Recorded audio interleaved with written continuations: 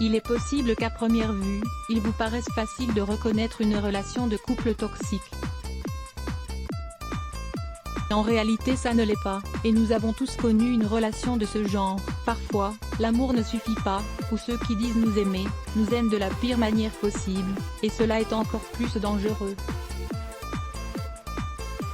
Ils nous rendent malheureux, ne nous respectent pas, et ils nous offrent seulement de la jalousie, et de l'insécurité. Lorsque nous aimons une personne, nous souffrons d'une distorsion cognitive et émotionnelle qui nous empêche de nous réveiller et d'ouvrir les yeux. Dans cet article, nous vous invitons à connaître les indices les plus évidents de ce type de relation. Lisez aussi, 5 causes qui détériorent une relation de couple. Les indices d'une relation de couple toxique. Voir des murs où il y avait auparavant des portes. Il est possible qu'avant votre relation de couple, vous étiez quelqu'un de très indépendant, vous disposiez de votre travail, et vous preniez vos propres décisions. Vous preniez soin de vos amitiés, sortiez avec vos collègues de travail et planifiez tranquillement votre routine quotidienne.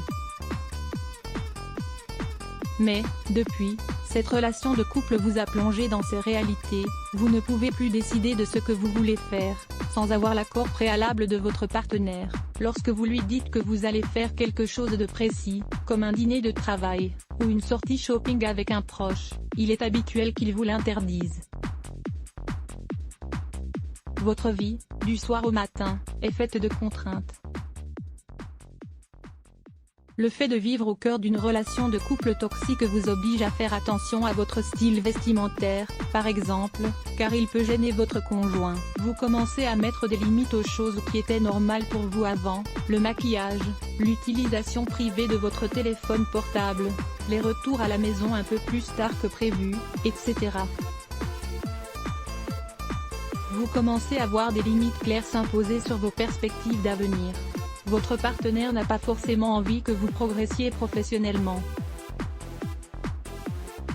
Du jour au lendemain, vous voyez des obstacles se mettre en travers de rêves qui étaient pourtant les vôtres. De jour en jour, vous bâtissez une carapace autour de vous. Votre équilibre émotionnel est vulnérable, attaqué, manipulé. Bien des personnes débutent leur relation affective avec une grande passion dans laquelle l'amour est très intense. Les émotions sont débordantes, sincères, entières.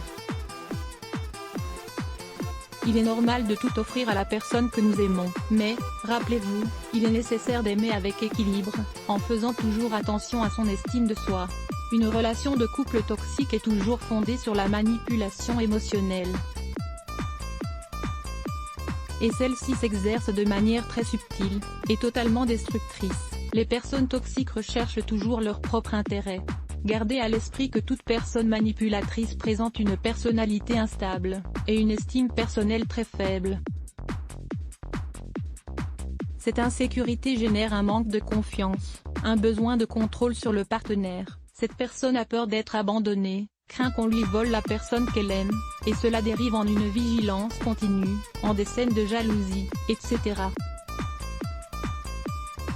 Le besoin de contrôle génère un sentiment de pouvoir absolu, qui confie à cette personne toxique la capacité exclusive de prendre des décisions. Si vous ne faites pas ce que votre partenaire vous demande, il utilisera des stratagèmes pour que vous vous sentiez coupable, pour se victimiser, vous faisant croire que vous êtes responsable de tout. 3. Un malheur qui grandit de jour en jour. Vous pouvez toujours être amoureux de votre partenaire, mais il se passe quelque chose d'étrange. Lorsque vous n'êtes pas avec lui, vous vous sentez mieux, vous avez enfin l'air dont vous avez besoin, et vous vous détendez. Vous commencez à envier d'autres couples plus harmonieux, où chaque personne respecte l'espace de l'autre, dans lesquels l'épanouissement personnel est possible. Il y a comme une pression à l'intérieur de vous-même, vous vous sentez insatisfait. Vous remarquez que tout ce qui vous identifiait auparavant est en train de disparaître. Vous n'êtes plus la personne que vous étiez car votre estime personnelle a chuté à pic, et vous vous sentez comme cassé à l'intérieur. Il faut prendre en compte toutes ces données, car il est très fréquent que la faiblesse émotionnelle dans laquelle vous avez pu tomber se somatise. Cela signifie que l'anxiété, la peur, les préoccupations de votre quotidien se transforment, par exemple, en maux de tête, en maux de dos, en nausées, en douleurs chroniques.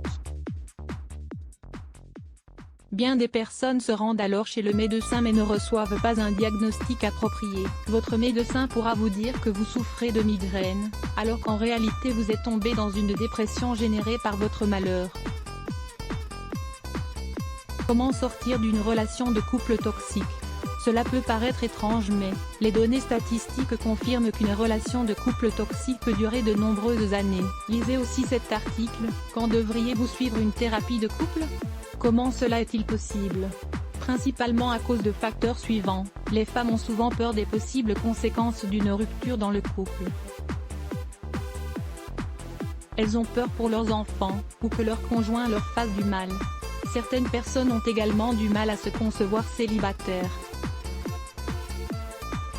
Alors elles se laissent porter et se satisfont de ce malheur, car cette situation sera toujours meilleure qu'un statut de célibataire. Parfois, ces relations durent longtemps, car le couple continue à s'aimer. Ils se font du mal, mais ils ne conçoivent pas une autre manière de vivre leur vie. Pour sortir d'une relation de couple toxique, il est d'abord nécessaire de prendre conscience de ce qui est en train de se passer, puis de comprendre que vous ne pourrez pas être heureux de cette manière. Il se peut que vos amis et votre famille s'en soient rendus compte bien avant vous. Demandez-leur leur avis, recherchez leur soutien si vous en avez besoin. La deuxième étape consiste à en parler à votre partenaire. Dites-lui comment vous vous sentez, parlez-lui de vos sentiments, de votre frustration, de votre malheur. Si vous voyez qu'il n'y met pas du sien pour améliorer la situation, ou si vous sentez qu'il n'a aucune volonté de changer, éloignez-vous. Votre intégrité, votre tranquillité, ainsi que votre santé physique et émotionnelle sont prioritaires, n'en doutez jamais. 8 signes que votre relation de couple peut encore être sauvée. Quand votre relation de couple commence à se fissurer, la chose la plus simple à considérer est d'y mettre fin, même si ce n'est pas toujours ce que vous lire. Plus let se bloque ADS. Why?